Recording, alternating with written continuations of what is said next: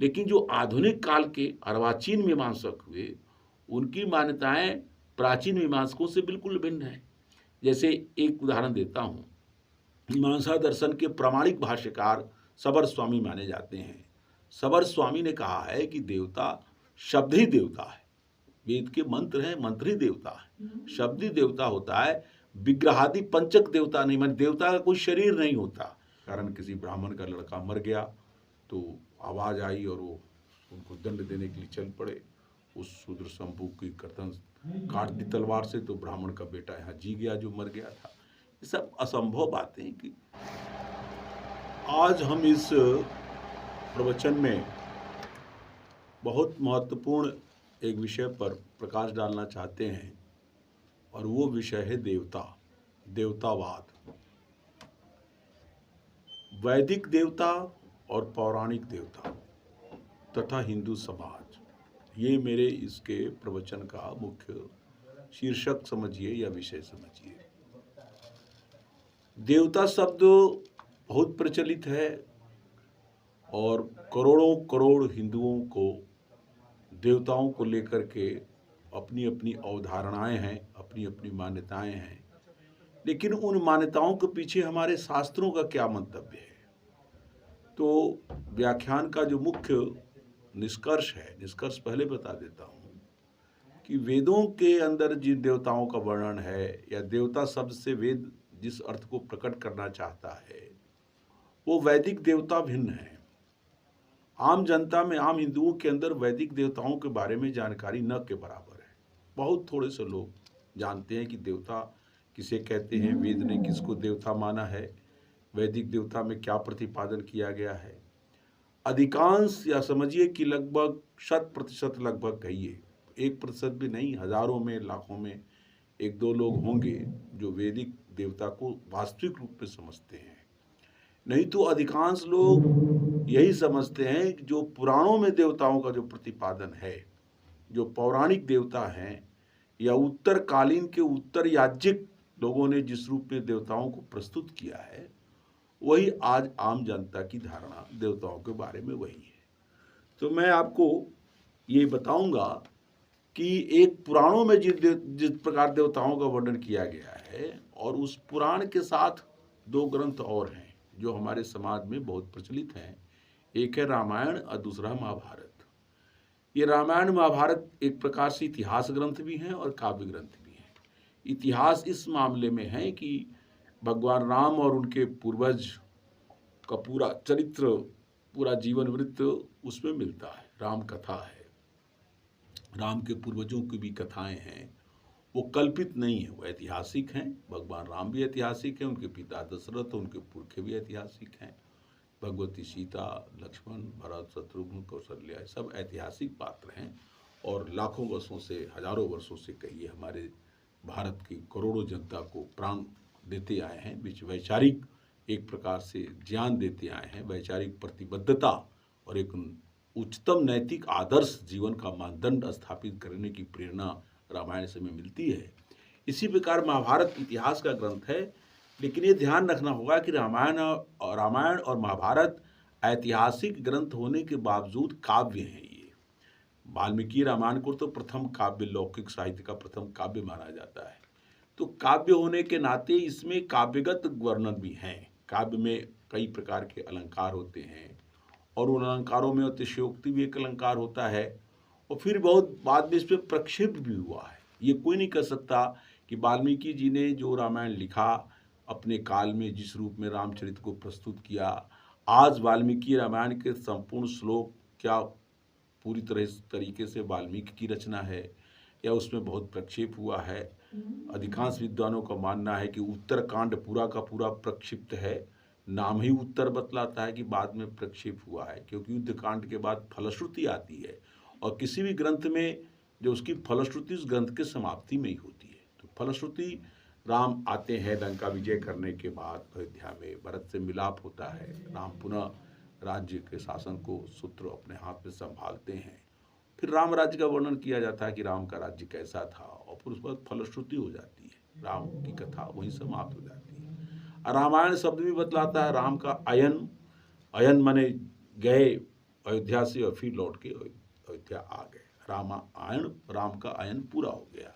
लेकिन उसके बाद पूरा का पूरा उत्तरकांड, जिसमें दुनिया भर की बकवास, असंभव गप्पें जोड़ दी गईं और उसके कारण आज भी हिंदू समाज का लांछित होता है।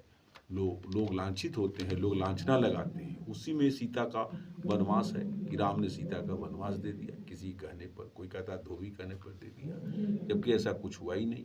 उसी में यह है कि शंभू का वध कर दिया। शंभू एक शूद्र था, वो तपस्या करता था, तो उसकी तपस्या को करने के कारण किसी ब्राह्मण का लड़का मर गया, तो आवाज़ आई और वो उनको दंड देने के लिए चल पड़े। उस शूद्र शंभू की गर्दन काट दी तलवार से, तो ब्राह्मण का बेटा यहाँ जी गया जो मर गया था। ये सब असंभव बातें कि किसी का मर जाने से किसी की तपस्या का क्या संबंध है। किसी की भी तपस्या कर रहा हो तो उसकी तपस्या से जो लाभ हानि होगी वो उसको होगी, उसके बदले दूसरे को कैसे दंड मिल जाएगा, दूसरा कैसे मर जाएगा। एक तो हमारे यहाँ कहावत है कि खेत चरे गधा मार खाए जुलाहा। गधा खेत चर गया, जुलाहा को मारने लगे लोग। तो इसी प्रकार की असंभव गपोड़े ये उत्तरकांड में जोड़ दिए गए हैं, जिसके लिए कोई वाल्मीकि उत्तरदायी नहीं है और न उसके लिए हमारे प्राचीन ऋषि मुनि, न हमारा समाज।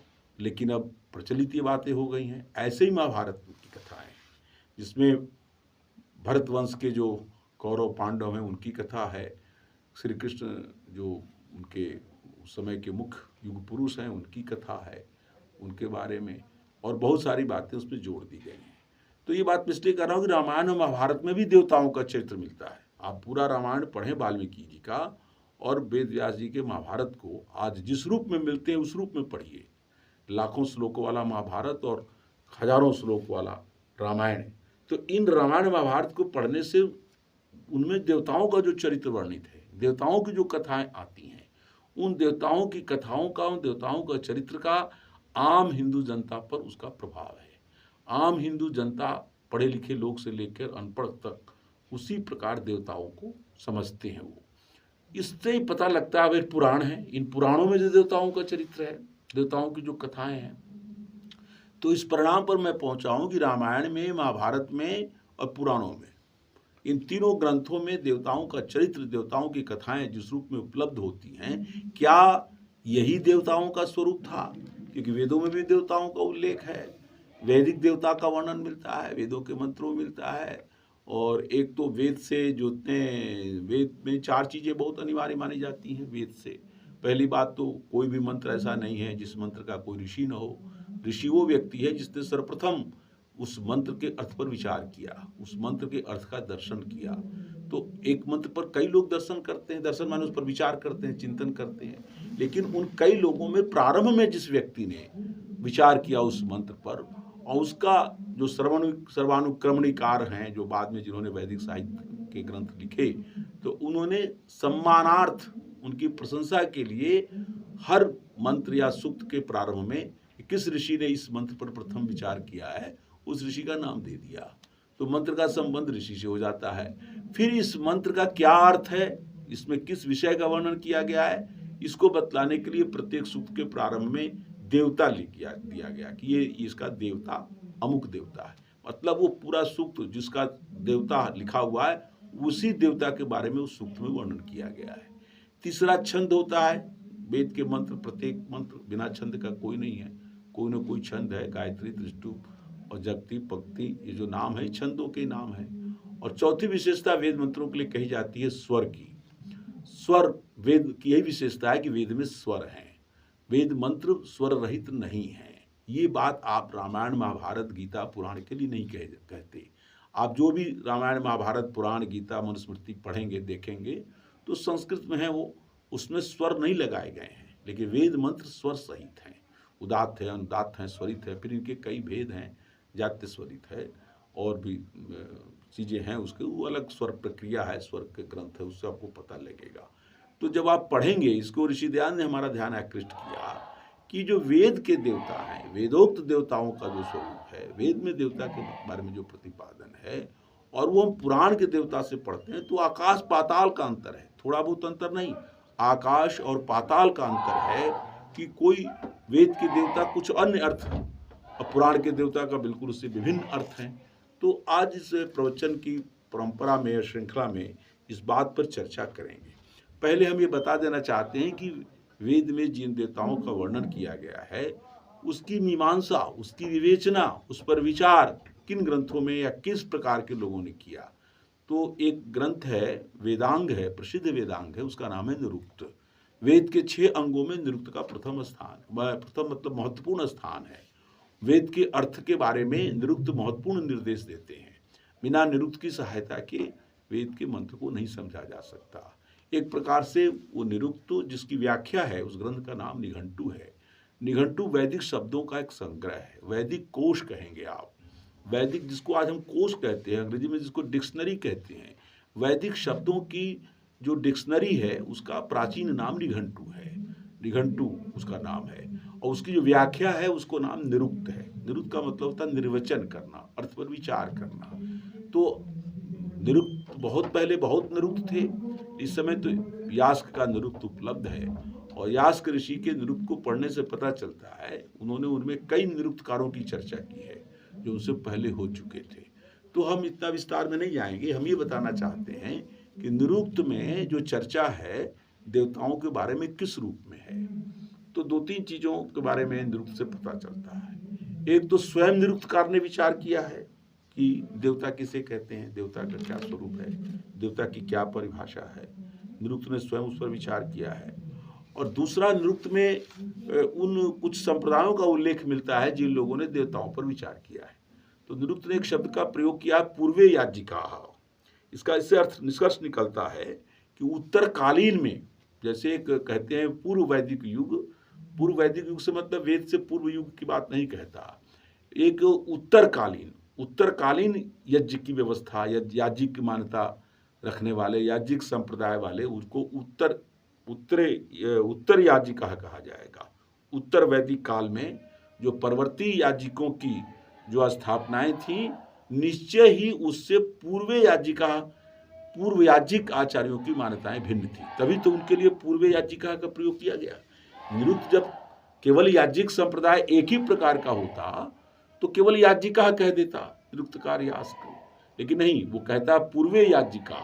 इसका मतलब है निरुक्त के समय में भी, यास्क के समय में भी उनको पता था कि बहुत प्राचीन काल के याज्ञिक जो थे वो पूर्वे याज्ञिक से कहे गए, उनकी स्थापनाएं वैदिक देवताओं के संबंध में भिन्न है और उत्तरकालीन जो याज्ञिक हुए इनकी मान्यताएं उनसे भिन्न है। एक दूसरा दर्शन है जिसको मीमांसा दर्शन कहते हैं। मीमांसा दर्शन ने भी वेदों के देवताओं पर विचार किया है कि वैदिक देवता किसे कहते हैं। दुर्भाग्य से मीमांसा के भी 2 संप्रदाय हो गए, एक जो है प्राचीन मीमांसक और एक है नवीन मीमांसक। दुर्भाग्य इसलिए कहता हूँ, जो प्राचीन मीमांसक थे वो ज़्यादा निकट थे सत्य के, वो ज़्यादा अधिक निकटता से प्रामाणिकता के साथ उन्होंने वैदिक देवताओं पर विचार किया या वैदिक शब्दों पर विचार किया या याज्ञिक व्यवस्था पर विचार किया। लेकिन जो आधुनिक काल के अर्वाचीन मीमांसक हुए उनकी मान्यताएं प्राचीन मीमांसकों से बिल्कुल भिन्न है। जैसे एक उदाहरण देता हूँ, मीमांसा दर्शन के प्रामाणिक भाष्यकार सबर स्वामी माने जाते हैं।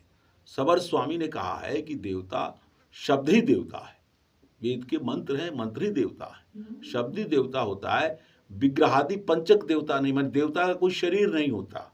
जो लोग मानते हैं कि देवता शरीरधारी देवता होता है, इसका बड़ा प्रबल खंडन किया है मीमांसा भाष्यकार सबर स्वामी ने।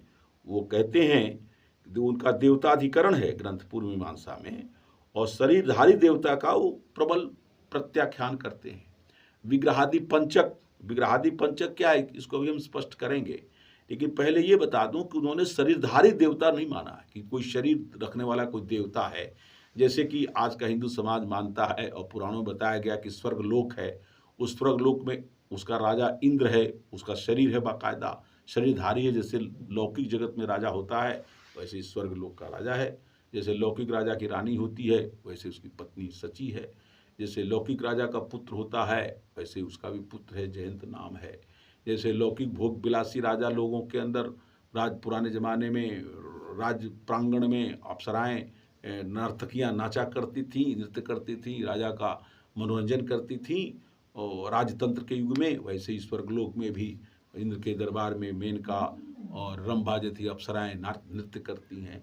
तो जो लौकिक राजा का स्वरूप है, एक उस प्रकार के रूप में स्वर्ग के देवताओं को कल्पना की, वो शरीरधारी देवता है वो। तो पूर्व मीमांसाकार कहते हैं ऐसा कुछ नहीं है, यह होगा तो होगा, पुराणों ने लिखा है, पुराण जाने। लेकिन वेद में, वेद के मंत्रों से ऐसे किसी शरीरधारी देवता की कोई बात नहीं है, ये पूर्व मीमांसा में सबर स्वामी ने कहा। लेकिन उसी मीमांसा संप्रदाय में आगे चल करके जो अर्वाचीन मीमांसक हुए हैं, उन्होंने इसका खंडन कर दिया। अर्वाचीन मीमांसक के रूप में वासुदेव दीक्षित का बड़ा भारी नाम है। वासुदेव दीक्षित अर्वाचीन मीमांसक हैं, जिन्होंने एक पुस्तक लिखी है अध्वर मीमांसा की कुतूहल वृत्ति है। अध्वर कहते हैं यज्ञ को, यज्ञ मीमांसा, अध्वर मीमांसा की वृत्ति है, टीका है, वृत्ति कहते हैं, उसका नाम कुतूहल वृत्ति है। उसमें उन्होंने साफ साफ लिख दिया कि जो लोग शब्द को देवता मानते हैं, जबकि उनको अच्छी तरह पता है कि शब्द को देवता आचार्य सबर स्वामी ने माना है, जैमिनी आचार्य ने माना है, जो खुद मीमांसा दर्शन के रचयिता हैं, लेकिन उसमें साफ साफ वासुदेव दीक्षित ने कह दिया कि देवता, शब्द को देवता मानना बौद्ध प्रलाप है। बौद्ध का मतलब क्या है? प्राचीन जब बौद्धों का युग आया तो बौद्धों का बहुत झगड़ा हुआ, बौद्धों का बड़ा विवाद हुआ, ये मीमांसकों से हुआ, बौद्धों का वेदांतियों से, शंकराचार्य वाले वेदांतियों से हुआ। तो वो कहते हैं जैसे बौद्ध लोग प्रलाप करते हैं, ईश्वर को नहीं मानते हैं, वेद को नहीं मानते हैं, या बौद्धों की मान्यताएं अलग हैं हम सनातन धर्मावलंबियों से, तो वो कहते हैं कि शब्द को देवता मानना ये बौद्धों का प्रभाव है, बौद्ध प्रलाप है, जबकि बिल्कुल बकवास है। बौद्ध से, बुद्ध से बहुत पहले आचार्य जैमिनी हो चुके हैं। जैमिनी को काल बहुत पुराना है, जैमिनी की व्याख्या करने वाले भी बहुत पुराने हैं। तो वो चूंकि बौद्धों ने खंडन किया है वैदिक मत के कई मान्यताओं का, तो ये बौद्ध प्रलाप कह दिया, माने अपने ही आचार्य सबर स्वामी को और अपने ही दर्शनकार जैमिनी को बौद्ध से प्रभावित बना देना। इससे पता लगता है कि उत्तरकालीन याज्ञिकों की जो मान्यताएं थी वही विकसित होकर आगे चलकर पुराणों में चली गई। पुराणों ने जिस रूप में देवताओं का वर्णन किया है और उसका प्रभाव रामायण महाभारत के प्रक्षेपों पर पड़ा। रामायण महाभारत के जो प्रक्षेप वाले श्लोक हैं, जिनकी कई गुना है, मूल अंश रामायण का 10% है, तो 90% उसमें प्रक्षेप है, और यही हाल महाभारत में है। तो प्रक्षेप वाले जो आख्यान उपाख्यान जोड़े गए या प्रक्षेप के अंश जो जोड़े गए, उनमें देवताओं की जो कथाएं आई, देवताओं पर जो आख्यान आए, देवताओं का जो चरित्र वर्णित हुआ, वो सब उत्तरकालीन याज्ञिक मान्यताओं के अनुसार हुआ, पूर्वकालीन याज्ञिक मान्यताओं के अनुसार नहीं हुआ। अब मैं थोड़ा सा समय लेकर बताना चाहूंगा कि पूर्व याज्ञिक लोग किस रूप में मानते थे, थोड़ा सा जानकारी तो होना चाहिए। तो देखिए, पूर्व याज्ञिक लोगों का ये कहना था कि देवताएं जो हैं, देवता कौन है? तो कहते हैं देवता दो रूप में है, एक प्रत्यक्ष है और दूसरा परोक्ष है। तो काहू देवता कौन कौन है, कुछ तो बताओ। तो कहा अग्नि देवता है, वायु देवता है, सूर्य देवता है, मरुदगण देवता है, पृथ्वी देवता है, आपह माने जल और नदियां देवता हैं, रात्रि देवता है, उषा देवता है, और गौ भी देवता है। आप ये जान लीजिए, ये जो बताए गए 8 प्रकार के देवता, इसमें कोई शरीरधारी तो है नहीं। आगे चलकर अलग बात है, पुराणों ने मान लिया कि अग्नि देवता तो अग्नि है, जो वर्तमान अग्नि प्रज्वलित होती है, यही देवता है। देवता का मतलब कोई चेतन होना जरूरी थोड़े है, जो हमें कुछ देता है, जिससे अग्नि से प्रकाश मिलता है। देवदानादवा, देवता उसे कहते हैं जो हमें कुछ दे, तो अग्नि हमें प्रकाश देता है, इसलिए अग्नि को देवता हमने माना। इसका मतलब नहीं है कि अग्नि की हम पूजा, अग्नि को हम भगवान मान लें, अग्नि का उपयोग लें, यही अग्नि देवता का तात्पर्य है। तो ये पूर्व याज्ञिक लोग इनको देवता कहते थे। तो गौ में भी उपयोग की चीज है, तो गौ भी देवता है। उषा काल, प्रातः काल उठना चाहिए, प्रातः काल उठ करके, उषा काल तो अमृत वेला मानी जाती है, स्वास्थ्य के लिए सबसे उत्तम है। सोम उसमें अपने पूर्ण यौवन में रहता है, सोम बरसता है, चंद्रमा का जो किरण है उसकी किरणों से जो सोम औषधियों को मिलता है, जो मनुष्य को ताकत मिलती है। प्रातः काल का भ्रमण हमारे स्वास्थ्य के लिए कितना उपयोग है, इसलिए उषा की स्तुति है, उषा का वर्णन मिलता है, ये उषा देवता है। तो इस प्रकार का पृथ्वी को देवता कहा गया। तो ये इस प्रकार के वर्णन पूर्व याज्ञिकों के द्वारा बताए गए हैं। इससे अनुमान लगता है, कोई अलग से ग्रंथ तो नहीं मिलता कि पूर्व याज्ञिका का कोई अलग से ग्रंथ मिले।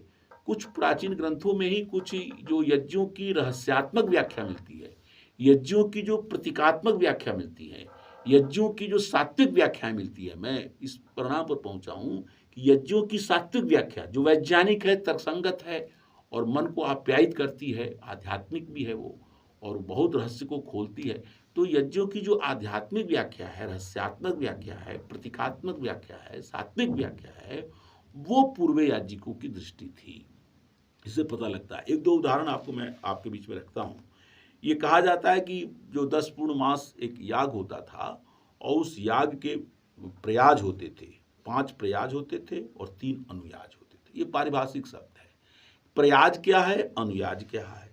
तो कहते हैं कि ये जो प्रधान याग, जो मुख्य यज्ञ का भाग होता है, प्रधान याग, उसके बाद जो पश्चात, उसके बाद जो याज्ञिक क्रियाकलाप किए जाते हैं वो अनुयाज है, और प्रधान याग से पूर्व जो किया जाता है वो प्रयाज है। तो सवाल उठता है, ये प्रयाज अनुयाज ये क्या है? ये इनका कोई देवता है क्या? ये प्रयाज अनुयाज, ध्यान रहे, ये यज्ञ कर्म है, यज्ञ के अंग हैं। प्रधान याग के अतिरिक्त जो यज्ञ के अंग हैं, यज्ञांग जिनको कहा जाता है, ये है प्रयाज और ये है अनुयाज। प्रधान याग से पूर्व होने वाले प्रयाज हैं और प्रधान याग के बाद होने वाले अनुयाज हैं। इस बात को मैं इसलिए रिपीट कर रहा हूं कि श्रोताओं को बात समझ में आ जाए कि प्रयाज किसे कहते हैं, अनुयाज किसे कहते हैं। तो इस पर विचार किया गया कि प्रधान जो याग के पहले जो प्रयाज हैं और प्रधान याग के बाद जो किए जाने वाले यज्ञ के अंग अनुयाज हैं, इनका कौन देवता है? इनका भी कोई देवता है क्या? इसका मतलब ये देवता शरीरधारी तो हो नहीं सकते। तो वहां पर जवाब दिया गया निरुक्त के अंदर कि देखो भाई, जो छंद हैं, छंद, जिन छंदों में वेद मंत्र गुथे हुए हैं, ऋतुएं हैं, जो ऋतुएं साल में 6 बार आती हैं, पशु हैं, जिन पशुओं से हमारा पालन होता है, पशुओं से दूध मिलता है, घृत मिलता है, दधी मिलती है, पशुओं से जो अन्न की खेती होती थी बैल आदि से, तो जो पशु हमारे जीवन के अंग हैं, तो पशु भी देवता हैं। कहा प्राण, जिन प्राणों की साधना करने से हम अपनी आयु बढ़ा लेते हैं, प्राणायाम करते हैं। प्राणों के भी भेद हैं, प्राण है, अपान है, व्यान है, उदान है, समान है, पंच प्राण नहीं, कुछ लोगों ने कहा फिर 10 प्राण है। इन 5 प्राणों में और 5 प्राणों का भी अध्यार हो जाता है। वो नाग है, कूर्म है, कृकल है, देवदत्त है, धनंजय है। तो 10 प्रकार के प्राणों के अलग अलग नाम हैं। तो ये प्राण हमारे शरीर की साधना, हमारे शरीर के जीवन से इसका संबंध है। तो ये प्राण भी, माने प्राण का वर्णन जिन मंत्रों में है, वो उसका देवता प्राण है, माने वो प्राण है। वो प्राण की उपासना प्राणायाम है, प्राण की उपासना प्राण की साधना है। प्राण की उपासना कोई ऐसा तो मूर्ति नहीं है जो प्राण की मूर्ति बना ले, उसको धूप दीप नैवेद्य चढ़ाएं, भोग लगाएं, घंटा बजाएं, तो ऐसा कुछ नहीं है। तो इसलिए इस प्रकार की जो व्याख्याएं मिलेंगी, ये पूर्व याजिकों की है कि जो प्राण देवता है। फिर का आत्मा भी देवता है। आत्मा जिसके कारण हमारा जीवन है, जिस आत्मा के निकल जाने से मृत्यु के ग्रास बन जाते हैं, मृत्यु प्राप्त कर लेते हैं। तो इन विषयों का वर्णन यही प्रयाज अनुयाज के यही देवता है, पंच प्राण है। फिर कहा कि देखो भाई, ये तो ठीक है, लेकिन मुख्य बताओ कि ये 5 देवता रहेंगे कि कम से कम एक देवता कहना हो प्रयाज अनुयाजों का, तो किसको कहा जाए? तो नृत्यकार्यास ने कहा कि वस्तुतः अग्नि ही देवता है। अग्नि देवता के ही ये व्यापक उसकी रूप है, ये सब 5। अब उन्होंने कहा दिया ये, और उसके लिए बड़ी व्याख्याएं बड़ी मनोरंजक मिलती हैं। जैसे मैं बताता हूं कि जिन लोगों ने कहा ऋतु देवता है, 5 देवता में ऋतु बताया गया, छंद है देवता, ऋतु है देवता, पशु है देवता, प्राण है देवता और आत्मा देवता है।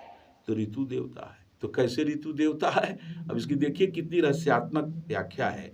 लिखा है कि अध्वर्यु, अध्वर्यु उसको कहते हैं जो यजुर्वेद का विद्वान होता है। चारों वेदों के अलग अलग विद्वानों के 4 अलग अलग नाम भी दिए गए हैं। जो ऋग्वेद का विद्वान होता था उसको होता कहा गया है। यजुर्वेद के विद्वान को, यजुर्वेद का विद्वान ऋत्विक, ऋत्विक माने जो यज्ञ कर्म में बैठने वाला, यज्ञ संपन्न कराने वाला, उसको ऋत्विक कहा जाता है। तो उसमें ऋग्वेद का जो विद्वान होगा उसको होता, ऋग्वेद का विद्वान जो ऋत्विक बनेगा यज्ञ में, उसको होता संज्ञा है। होता, होतारम मंत्र आता है ना, अग्निमीडे पुरोहितम यज्ञस्य देवम होतारम दत्तधात्मम। तो वो होता का अलग अर्थ होगा, लेकिन होता एक पारिभाषिक शब्द भी हो गया। वहां होतारम तो कुछ अन्य अर्थ को बताता है। तो वो जो ऋग्वेद का विद्वान ऋत्विक, उसका होता संज्ञा है। यजुर्वेद के विद्वान ऋत्विक जो उसकी अध्वर्यु संज्ञा है। सामवेद के विद्वान ऋत्विक की उद्गाता संज्ञा है। और अथर्व वेद अथवा चारों वेदों का जो विद्वान होता था उसको ब्रह्मा, उसके लिए ब्रह्मा, वो यज्ञ का ब्रह्मा बनता था। या तो चारों वेदों का विद्वान हो, चतुर्वेदवित् ब्रह्मा भवति, अथवा चारों वेदों का नहीं है तो अथर्ववेद का विद्वान होना चाहिए, क्योंकि यज्ञ में अन्य 3 वेदों के विद्वान तो बैठे हुए हैं। होता अध्वर्यु गाता बन करके, अथर्ववेद का जो विद्वान होगा वो ब्रह्मा हो जाएगा। या तो चारों वेदों का विद्वान हो अथवा केवल अथर्ववेद का विद्वान भी ब्रह्मा हो सकता है। प्राचीन यज्ञों की मान्यताएं थी, आज तो ऐसे लोग हैं नहीं, जो हैं तो ठीक है। तो इस प्रकार है। तो अब देखिए क्या कहता है, में कहा गया अध्वर्यु समित, समित कहते हैं समिधा को, जिसकी आहुति, जिसको यज्ञ कर्म में रखा जाता है, जिस पर आहुतियां दी जाती हैं, समित को लक्ष्य करके जो आहुति देता है, समित को लक्ष्य करके अध्वर्यु, तो वो समित कौन है?